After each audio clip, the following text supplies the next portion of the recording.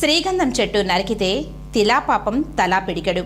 ఆలయంలో హరితాభివృద్ధి సిబ్బంది నిర్లక్ష్యం కారణంగా శ్రీకాళహస్తి స్వామివారి దేవస్థానంలో అధికారుల నిర్ణయం వల్ల అనేక ఇబ్బందులు తలెత్తుతున్నాయి. నాయకులు చెప్పిన వాటికి అన్నిటికీ తలూపే అధికారులు ఉన్నంత వరకు తప్పిదాలు జరుగుతూనే ఉండడంలో ఎలాంటి సందేహం లేదు. నిత్యం జనసంచారం ఉండే లోభావి ప్రాంతంలో శ్రీగంధం చెట్టును పూర్తిగా నరికివేసి మాయం చేశారంటే స్మగ్లర్ల మాయాజాలం గొప్పతనం, నైపుణ్యం కాదా? మరి పూర్తిగా దేవస్థానం అధికారుల నిర్లక్ష్యమే ఇందుకు కారణం.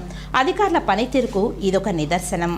శ్రీకాళహస్తి ఎమ్మెల్యేగా, మంత్రిగా ఉండిన సమయంలో బొజ్జల గోపాలకృష్ణారెడ్డి కేంద్ర ప్రభుత్వం నిధులతో హరితాభివృద్ధి పథకాన్ని అమలు చేయించారు. దేవస్థానంలో సిబ్బందితో కైలాస పర్వతాలలో ఉన్న చెట్లను కాపాడే విధంగా చర్యలు తీసుకున్నారు.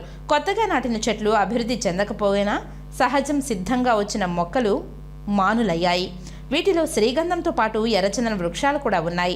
వీటిని కాపాడితే ఆలయానికి కోట్లాది రూపాయలు ఆదాయం వస్తుంది. అందుకోసమే ప్రభుత్వం హరితాభివృద్ధి పథకం క్రింద ప్రత్యేకంగా సిబ్బందిని నియమించింది. గతంలో నాయకులకు లక్షలాది రూపాయలు ముట్టచెప్పి ఉద్యోగాలలో చేరిన కొందరు ఆలయంలో డ్యూటీలు వేయించుకొని ఫ్యాన్ల క్రింద సేద తీరుతున్నారని స్థానికుల నుండి ఆరోపణలు ఉన్నాయి.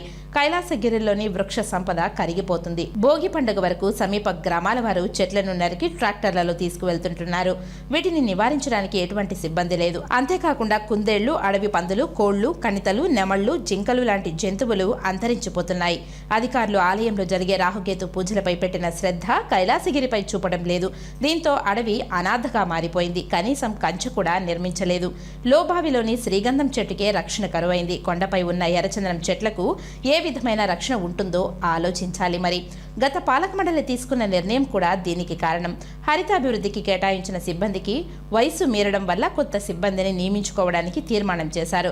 కొత్త సిబ్బందిని నియమించడాన్ని ఆలయంలోని డ్యూటీలు వేసి సంపాదించుకునే మార్గం చూపించారు తప్ప హరితాభివృద్ధికి నియమించలేదు. అగ్ని ప్రమాదాల వల్ల కూడా అడవికి నష్టం కలుగుతుంది.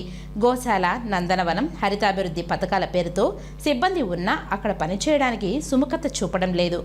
అక్కడ అదనపు ఆదాయ మార్గాలు లేవు. హరితాభివృద్ధి, నందనవనం, గోశాల పేరుతో నియమించబడిన సిబ్బంది కూడా ఆలయంలో పలుచోట్ల పనిచేసుకుంటున్నారు.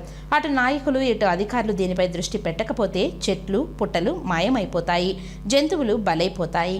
కైలాసగిరి బోడికొండగా మిగిలిపోవడం తథ్యం.